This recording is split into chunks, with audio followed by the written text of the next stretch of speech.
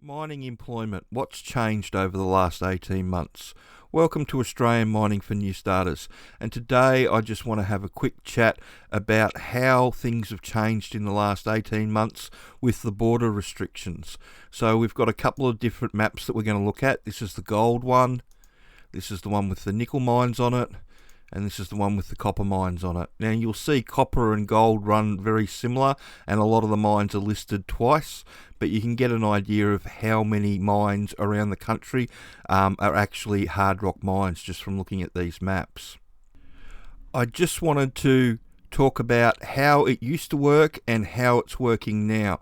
We still have a partnership program with KCA Site Services, but a couple of years ago, instead of having to be in Kalgoorlie to get the job, they would medical people from the eastern states and they'd come over ready for a job. Unfortunately, now all the borders are up and are in place around the country. You really need to be standing in front of the person to get the job. So we've gone from a situation where a lot of people would come from the eastern states to Kalgoorlie because there's lots of mines around Kalgoorlie, and you can see them all coming up here. And that's just the gold mines. You can see there's a number of nickel mines as well that are reopening around the area, but you get the idea. There's lots around there. So Kalgoorlie traditionally were forced into hiring new starters. They still are. It's still probably the best place in the country to get your start at the moment. But what's happened because of borders, whereas people used to come to Kalgoorlie, do 12 or 18 months, get their experience, and then move back to South Australia, New South Wales or Queensland and pick up a truck driver or service crew job. Now what's happening because of the border closures, people aren't doing that cycle. Whereas 2 years ago, you'd have Kalgoorlie and Cobar and Mount Isa as the big hotspots for having to hire new starters. Now that's spread all over the country because people, the mines that would normally poach other experienced people from those towns, aren't able to poach the people because they're not prepared to cross the borders. They want to stay in the state that they're in. So that's created a lot of opportunity for everybody within their own state in getting a start. Now obviously if you can get yourself to Kalgoorlie, that's probably the best option for getting your start the quickest. But if you're stuck in New South Wales, there's lots of mines in New South Wales that can't get anybody, and they're having to hire people for their new starter roles as truck drivers, nippers and offsiders. So you've got Cowral, that's going underground. Barminco's got that.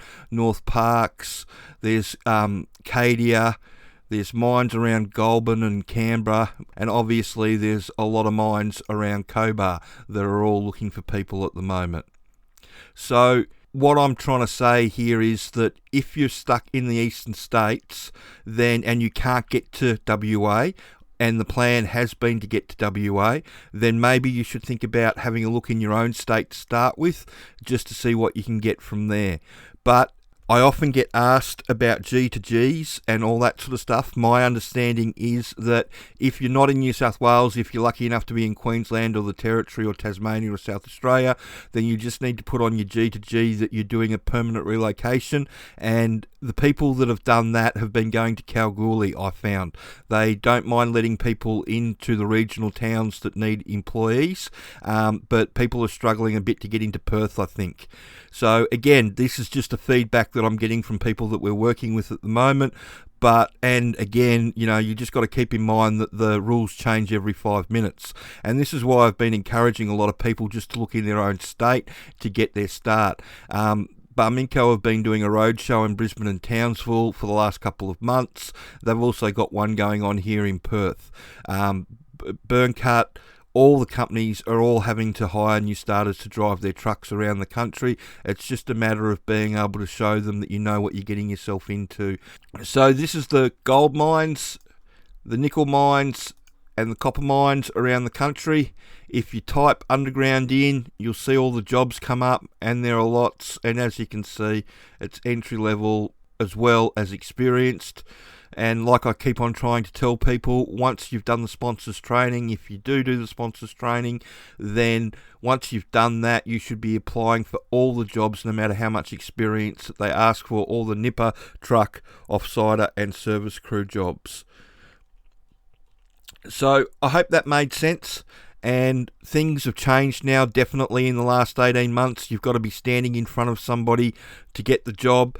It's not a matter of being able to do the medical on one side of the country and then fly back in. They want you in the actual state that the mine's located in. So if you are thinking about coming to WA, my suggestion would be to bypass Perth at the moment and head straight to Kalgoorlie. We've had a really good result with everybody that's gone to Kalgoorlie in the last 6 months. They just are really stinging for people at the moment. There's just not enough people for the hard rock underground mines around Kalgoorlie, and you can see that by all the jobs that constantly keep coming up. So I hope you found that information helpful, and if you've got any more questions, just please send them through.